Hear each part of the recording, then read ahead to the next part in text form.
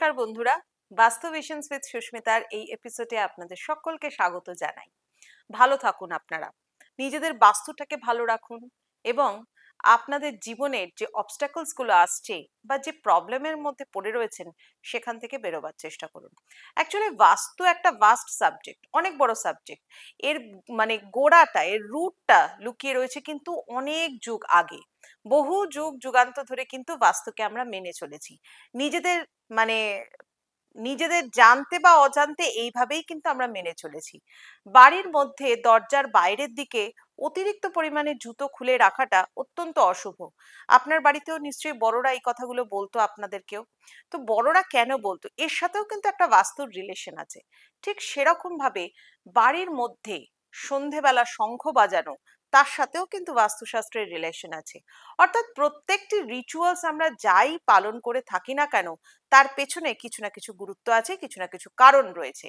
ঠিক সেই রকম বাড়ির মধ্যে কোথায় কোন দিকে কি থাকবে তার উপর আপনার ভালো থাকাটাও কিন্তু নির্ভর করে।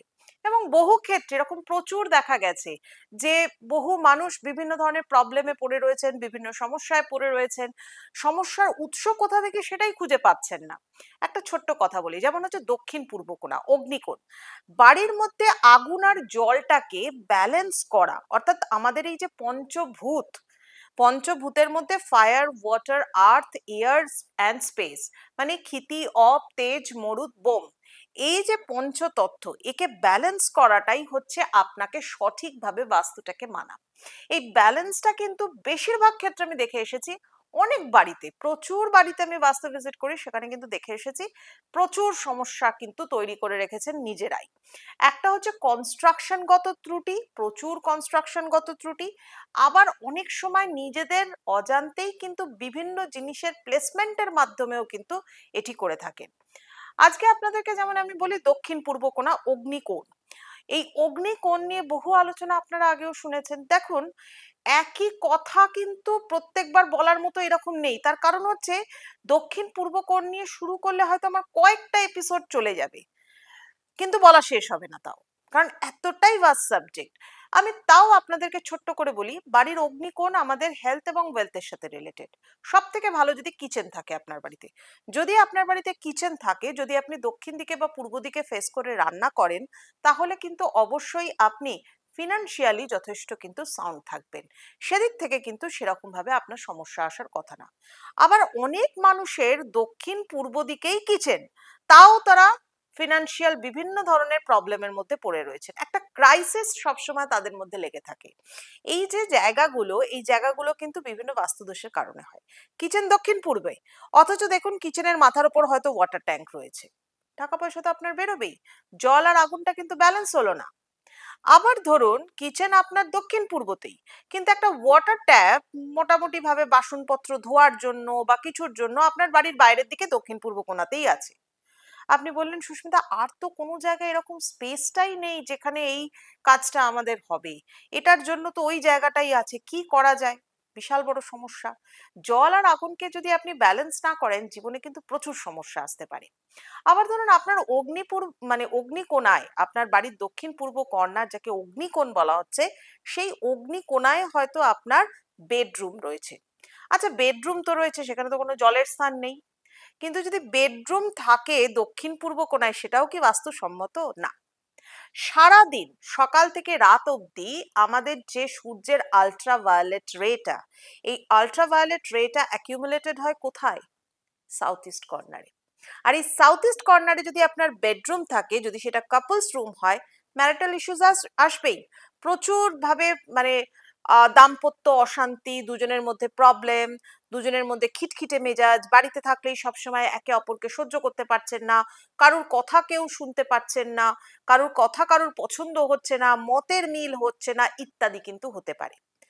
আর যদি এই বেডরুমের মাথার উপর যদি ওয়াটার ট্যাঙ্ক থাকে, তাহলে তার দেখতে হবে না, সেটা ডিভোর্স অব্দিও যেতে পারে।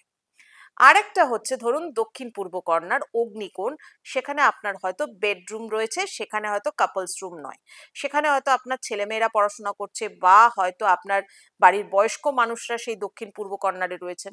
দেখুন, এক্স্যাক্টলি পূর্ব দিকে যদি থাকে বেডরুমটা, আর দক্ষিণ দিকে যদি জানলা না থাকে, তাহলে ইটস ওকে, তাহলে সেটা বাস্তুসম্মত।